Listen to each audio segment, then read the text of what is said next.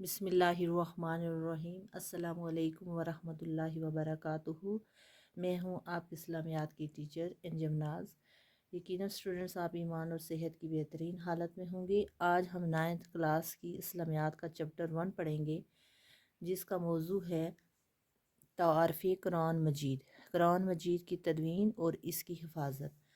तो स्टूडेंट्स, ये इस्लामियात का मज़मून है जिसमें हमें दीन के बारे में मालूमात फ़राहम की जाती हैं। तो हमें चाहिए कि हम इसे अच्छी तरह समझ कर पढ़ें एज़ ए मुस्लिम, ताकि हमें दीन के बारे में आगाही हो सके और हम अपनी ज़िंदगियाँ इस्लाम के उसूलों के मुताबिक गुजार सकें। तो स्टूडेंट्स, पढ़ने से पहले हम दुआ कर लेते हैं। मैं आपसे भी यही कहूँगी कि आप जब भी पढ़ाई स्टार्ट करते हैं तो पहले दुआ कर लिया करें, ताकि आपको सबक ज़हनशीन रहे। रब्बिश्रह ली सदरी व यस्सिर ली अमरी वहलुल उक़दतम मिन लिसानी यफ़क़हू क़ौली रब्बि ज़िदनी इल्मा, जिसका तर्जुमा ये है कि है मेरे परवरदिगार, मेरा सीना खोल दे और मेरे काम को मुझ पर आसान कर दे और मेरी ज़बान की गिरहा भी खोल दे, ताकि लोग मेरी बात अच्छी तरह समझ सकें। रब्बी ज़िदनी इल्मा, है मेरे रब मेरे इल्म में इजाफ़ा फरमा। तो चलिए स्टार्ट करते हैं। लफ्ज़ कुरान किरातुन से है, जिसके मायने पढ़ने के हैं। चूँकि कुरान मजीद ऐसी वाहिद किताब है जो दुनिया में सबसे ज़्यादा पढ़ी जाती है, इसलिए इसे कुरान कहा जाता है। कि किरातुन का मतलब ही यही है कि कुरान ऐसी किताब जो ज़्यादा से ज़्यादा पढ़ी जाए, इसलिए मतलब इसको कुरान भी कहा जाता है। कुरान मजीद अल्लाह ताला की आखिरी किताब है जो इसने अपने आखिरी नबी हज़रत मोहम्मद रसूलुल्लाह सल्लल्लाहु अलैहि वसल्लम पर नाज़िल फरमाई। कि कुरान मजीद अल्लाह ताला की पहले भी किताबें आती रही हैं। पिछली क्लासों में भी आपने पढ़ा होगा कि हमारी मुख्तलिफ़ किताबें मुख्तलिफ़ अदवार में आती रही हैं, मुख्तलिफ़ नबियों पर मुख्तलिफ़ किताबें आती रही हैं जी। लेकिन जिस तरह हज़रत मोहम्मद सल्लल्लाहु अलैहि वसल्लम हमारे आखिरी नबी हैं, इसी तरह कुरान मजीद भी अल्लाह ताला की आखिरी किताब है, जिसके बाद ना कोई किताब नाज़िल हुई है और ना नाज़िल होगी। ये अल्लाह ताला का कलाम है जो अल्लाह ताला के मुकर्रब फ़रिश्ते हज़रत जबरील अलैहिस्सलाम के ज़रिए नाज़िल हुआ। कुरान मजीद को अल्लाह ताला ने तकरीबन 23 साल के अरसे में आहिस्ता आहिस्ता हालात व वाक़यात और ज़रूरत के मुताबिक नाज़िल फरमाया। यानी कुरान मजीद कोई एकदम फ़ौरन नाज़िल नहीं हुआ, इसको तकरीबन नाज़िल होते हुए तकरीबन 23 साल लगे। वक्त और हालात के मुताबिक और ज़रूरत के मुताबिक ये आहिस्ता आहिस्ता नाज़िल होता रहा। ये किताब क़यामत तक आने वाले इंसानों के लिए रश्द व हदायत और रहनुमाई का ज़रिया है। यानी इससे हमें अपनी ज़िंदगियाँ गुजारने के लिए तमाम रहनुमाई मिल जाती है।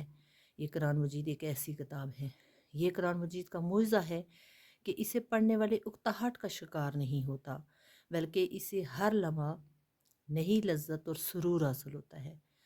आपने कुरान मजीद पढ़ते हुए देखा होगा कि जब भी मतलब इसकी ज़ुबान इतनी शीरी है कि आप पढ़ने में उकताहट महसूस नहीं करते। मतलब आपको और जी करता है कि हम और ज़्यादा इसकी तिलावत करते हैं, हम थकते नहीं हैं, उकताहट का शिकार नहीं होते, हमें इससे लज्जत और सुरूर ही हासिल होता है। नेक्स्ट हमारा टॉपिक है महफूज तरीन किताब। ये हमारा फर्स्ट टॉपिक है इसका। बस अगर ये आप टॉपिक ज़हन में रखेंगे तो फिर आप बहुत समझ कर पढ़ेंगे इनको अच्छी तरह, तो फिर बहुत जल्द आपको सबक याद हो जाएगा, फिर भूलेगा नहीं।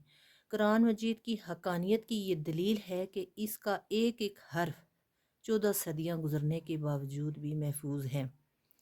यानी इसके हक होने की, सच होने की ये दलील है कि ये महफूज है। उसी तरह कि इसमें मतलब कोई तरमीम नहीं की गई जैसे पहली किताबों में तरमीम की गई है। कुरान मजीद के अल्फाज की तरह इसमें बयान की गई मालूमात भी कुरान मजीद के एजाज़ की दलील हैं। कुरान मजीद के एजाज़ की ये दलील हैं कि कुरान मजीद दुनिया की वो वाहिद किताब है जो आज तक इसी तरह महफूज है जिस तरह नाजिल हुई थी। اعجاز سے یہاں مراد یہی ہے کہ قرآن مجید دنیا کی وہ واحد کتاب ہے جو آج تک اسی طرح محفوظ ہے جس طرح نازل ہوئی تھی، یعنی اس میں کوئی رد و بدل، کوئی ترمیم نہیں کی گئی جیسے پہلی کتابوں میں ہوتی رہی ہے، پہلے جو صحیفے نازل ہوئے ان میں ہوتی رہی ہے۔ اس قرآن مجید ایک ایسی واحد کتاب ہے جس میں کوئی تبدیلی نہیں کی گئی، اور یہی اس کے اعجاز کی دلیل ہے۔ ٹھیک ہے، قرآن مجید قیامت تک آنے والے انسانوں کے لیے ہدایت اور رہنمائی کا ذریعہ ہے۔ یہاں میں زندگی گزارنے کے لیے تمام قسم کی معلومات، تمام قسم کی رہنمائی ہمیں قرآن مجید سے مل جاتی ہے۔ چنانچہ اللہ تعالیٰ نے اس کی حفاظت کا ذمہ لیتے ہوئے ارشاد فرمایا، کیوں اس میں کوئی تبدیل و ترمیم نہیں کی گئی، کیونکہ اس کی ذمہ داری ہی اللہ تعالیٰ نے خود لے لی تھی۔ اِنَّا نَحْنُ نَزَّلْنَا الذِّكْرَ وَإِنَّا لَهُ لَحَافِظُونَ، کہ بے شک ہم ہی نے اس ذکر قرآن کو نازل فرمایا ہے اور بے شک ہم ہی اس کی ضرور حفاظت فرمانے والے ہیں۔ نیکسٹ ٹاپک ہے قرآن مجید کی علمگیریت۔ علمگیریت کیا مطلب ہے کہ اس کا چھا جانے والی، تمام دنیا پر چھا جانے والی، یعنی قرآن مجید اللہ تعالیٰ کی آخری اور علمگیر کتاب ہے۔ جس طرح نبی کریم صلی اللہ علیہ وآلہ وسلم اللہ تعالیٰ کے آخری نبی ہیں، جس طرح نبی کریم صلی اللہ علیہ وسلم اللہ تعالیٰ کے آخری نبی ہیں اور آپ کی رسالت جو ہے تمام جہانوں کے لیے ہے، یعنی اللہ تعالیٰ کے آخری نبی ہیں حضرت صلی اللہ علیہ وسلم، اور ان کے بعد کوئی کتاب نازل مطلب کوئی رسول پیغمبر نہیں آیا۔ اسی طرح آپ صلی اللہ علیہ وآلہ وسلم پر نازل ہونے والی کتاب بھی تمام بنی نوع انسان کے لیے رشد و ہدایت کا سرچشمہ ہے، یعنی اس کے بعد بھی نہ کوئی کتاب آئی ہے نہ آئے گی۔ میں یہی کتاب جو ہے قرآن مجید اللہ تعالیٰ کی آخری سے، نبی صلی اللہ علیہ وسلم آخری نبی ہیں، اس طرح قرآن مجید بھی ہماری آخری کتاب ہے، اور اس میں تمام رہنمائی ہمیں مل جاتی ہے زندگیاں گزارنے کے لیے، اور اس میں کسی قسم کی شک و شبہ کی گنجائش نہیں ہے۔ قرآن مجید کسی خاص قوم یا وقت کے لیے نہیں بلکہ قیامت تک کے تمام انسانوں کے لیے رہنمائی کا ذریعہ ہے۔ مطلب پہلے جو کتابیں تھیں تو وہ تو کسی خاص وقت اور نبیوں پہ نازل ہوتی رہی ہیں نا، اور ان میں ترمیم ہوتی رہی ہے، لیکن قرآن مجید جو ہے اب یہ ہے ہمارے لیے، یہ قیامت تک کے لیے تمام انسانوں کے لیے رہنمائی کا ذریعہ ہے۔ نیکسٹ ٹاپک ہے عہد رسالت میں جمع و تدوین قرآن مجید۔ کہ اب اس کی جمع و تدوین کیسے کی گئی؟ نبی کریم صلی اللہ علیہ وسلم، تدوین کا مطلب یہ ہے کہ ایک کتابی شکل میں لانا، ترتیب دینا، اس طرح نبی کریم صلی اللہ علیہ وسلم کی حیات طیبہ ہی میں اکثر صحابہ کرام رضی اللہ عنہ کو قرآن مجید زبانی یاد تھا۔ نبی کریم صلی اللہ علیہ وآلہ وسلم قرآن مجید کے نزول کے فوراً بعد قرآنی آیات کو لکھوانے کا خصوصی اہتمام فرماتے تھے۔ جب بھی کوئی آیت نازل ہوتی تو نبی کریم صلی اللہ علیہ وسلم اس قرآنی آیت کو لکھوا لیتے تھے۔ نبی کریم صلی اللہ علیہ وسلم کی حیات طیبہ یعنی نبی کریم صلی اللہ علیہ وسلم کی زندگی سے ہی ہمیں مکمل قرآن مجید لکھا جا چکا تھا، کہ نبی صلی اللہ علیہ وسلم کی حیات طیبہ ہی میں یعنی ان کی زندگی میں ہی قرآن مجید کو مکمل لکھا جا چکا تھا۔ صرف اس کو ایک کتابی شکل میں نہیں لایا گیا تھا، مطلب مختلف جیسے عہد رسالت ہی میں قرآن مجید عموماً پتھر کی انسلوں مطلب اس طرح لکھا نا، مختلف جگہوں پہ لکھا جاتا تھا، انسلوں پہ، چمڑے، کھجور کی چھال اور اونٹ کے شانے کی ایسی ہڈیوں پر لکھا جاتا تھا جو خاص اسی مقصد کے لیے تیار کی جاتی تھی، یعنی اس مقصد کے لیے کہتے ہیں کہ ان پہ قرآن مجید کی آیت یا اس کو لکھا جائے گا، تو ان چیزوں پہ لکھا جاتا تھا، اسی مقصد کے لیے تیار کی جاتی، جو خاص اسی مقصد کے لیے جاتی۔ یوں قرآن مجید عہد نبوی میں مکمل حفظ ہونے کے ساتھ ساتھ مختلف جگہوں پر لکھا ہوا موجود تھا۔ ٹھیک ہے، اب نیکسٹ ٹاپک ہے ہمارا عہد صحابہ کرام رضی اللہ عنہم میں جمع و تدوین قرآن مجید۔ ٹھیک ہے، پہلے ہم نے یہ پڑھا جمع و تدوین کے حساب سے کہ قرآن مجید کس طرح نازل ہوا، اور مطلب آہستہ آہستہ کس طرح نازل ہوا اور اس کو کیسے لکھنے کا اہتمام کیا گیا۔ اب ہمیں پڑھیں گے کہ اس کو کیسے ایک کتابی شکل میں لایا گیا، پہلے کیونکہ یہ صرف چمڑے، کھجور کی کھالوں، شانے اس طرح لکھا جاتا تھا، اب اس کو کتابی شکل میں کیسے لایا گیا اور کیوں کر لایا گیا، کیوں اس کی ضرورت پیش آئی۔ نبی کریم صلی اللہ علیہ وآلہ وسلم کی زندگی میں اگرچہ قرآن مجید مکمل کتابی شکل میں موجود تھا، ٹھیک ہے، ابھی جو جیسا کہ میں نے آپ سے کہا، تاہم حکومتی سرپرستی میں قرآن مجید کی نشر و اشاعت کا آغاز نہیں ہوا تھا۔ قرآن مجید کو سرکاری سرپرستی میں جمع کرنے کی ضرورت حضرت ابو بکر صدیق رضی اللہ عنہ کے دور خلافت میں اس وقت محسوس ہوئی جب جنگ یمامہ میں قرآن مجید کے سینکڑوں حفاظ کرام شہید ہو گئے، ٹھیک ہے۔ جب عثمان رضی اللہ عنہ کے دور میں اسلام کا دائرہ کار کیونکہ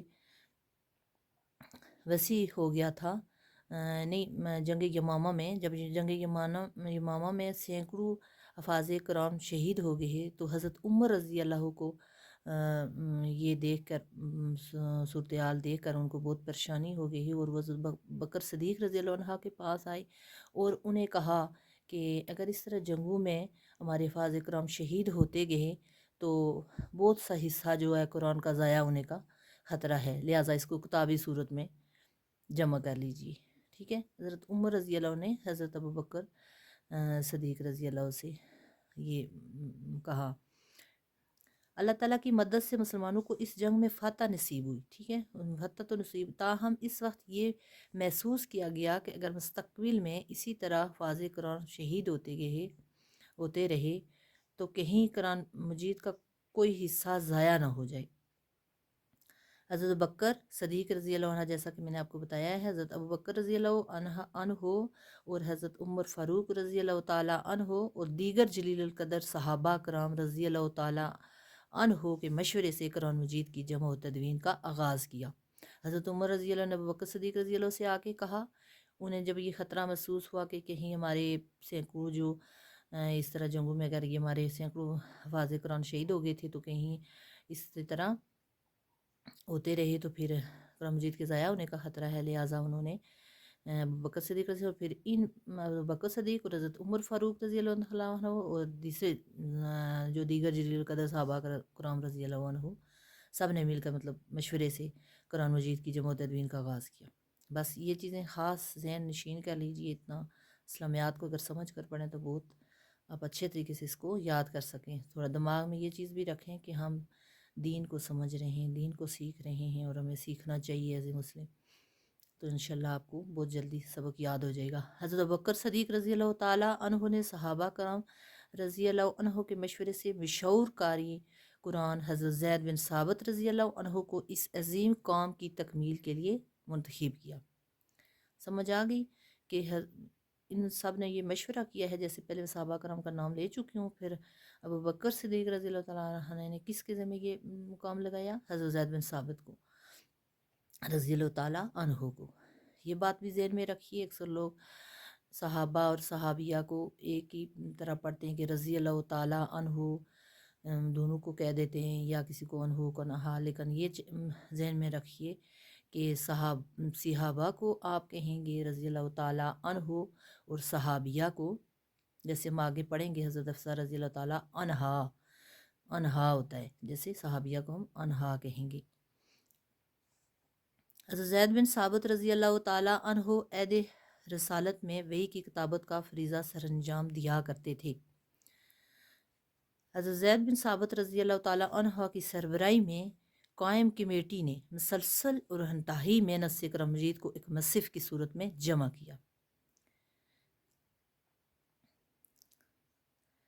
قرآن مجید کا یہ نسخہ حضرت ابو بکر صدیق رضی اللہ تعالیٰ عنہ کے پاس موجود رہا، جو آپ رضی اللہ تعالیٰ عنہ کی وفات کے بعد حضرت عمر فاروق رضی اللہ تعالیٰ عنہ کو منتقل ہوا، اور حضرت عمر فاروق رضی اللہ تعالیٰ عنہ کی شہادت کے بعد ام المومنین حضرت حفصہ رضی اللہ تعالیٰ عنہا، یہاں عنہا میں بھی عنہ کہی رضی اللہ، یہ حفصہ ہے، عورت کا نام لیا جا رہا ہے یہاں صحابیہ کا، تو حضرت حفصہ رضی اللہ تعالیٰ عنہا کہنا ہے، کی طویل میں آ گیا۔ حضرت عثمان رضی اللہ تعالیٰ عنہ کے دور عہد خلافت میں جب مختلف قرتوں اور لہجوں میں قرآن مجید کی تلاوت پر اختلاف پیدا ہوا کیونکہ حضرت عثمان رضی اللہ کے دور میں اسلام کا دائرہ وسیع ہو گیا، ٹھیک ہے، تو بہت سے اجمی لوگ اسلام میں داخل ہوئے، اور وہ عربی زبان میں اتنے واقف نہیں تھے، جس کی وجہ سے قرآن مجید کی قرأت میں اختلاف پیدا ہونے لگا۔ ٹھیک ہے، آپ نے پہلے یہ ترتیب ذہن میں رکھنی ہے کہ یہ پہلے یہ نسخہ کس کے پاس رہا؟ ابوبکر صدیق رضی اللہ تعالیٰ عنہ کے بعد، ان کی وفات کے بعد عمر فاروق رضی اللہ تعالیٰ عنہ، اس کے بعد حضرت عمر رضی اللہ عنہ کی شہادت کے بعد ام المومنین حضرت رضی اللہ تعالیٰ عنہا کے طویل میں آ گیا۔ اس طرح یہ ترتیب ذہن میں رکھیں، اور اس کے جب ان میں اختلاف ہونے لگا قرأت میں اور لہجوں میں، تو پھر کیونکہ وہ لوگ عربی زبان سے دائرہ اسلام کا دائرہ جب وسیع ہو گیا، تو بہت سے اجمی لوگ اسلام میں داخل ہو گئے ہیں، اور وہ عربی زبان سے اتنے واقف نہیں تھے، جس کی وجہ سے اختلاف ہونے لگا۔ تو پھر انہوں نے کیا کیا؟ تو انہوں نے ام المومنین حضرت حفصہ رضی اللہ تعالیٰ عنہا کے نسخے کی مختلف نقلیں تیار کر کے مختلف صوبوں کو بھجوا دی۔ انہوں نے یہ مختلف نقلیں کروائیں تاکہ یہ اختلاف ختم ہو اور سب لوگ ایک چیز پہ متحد ہو جائیں، ایک قرأت میں متحد، اور سب مسلمانوں کو ایک قرأت پر متحد کر دیا۔ تو نیکسٹ جو ہے ایکسرسائز ہم کریں گے نیکسٹ ویڈیو میں۔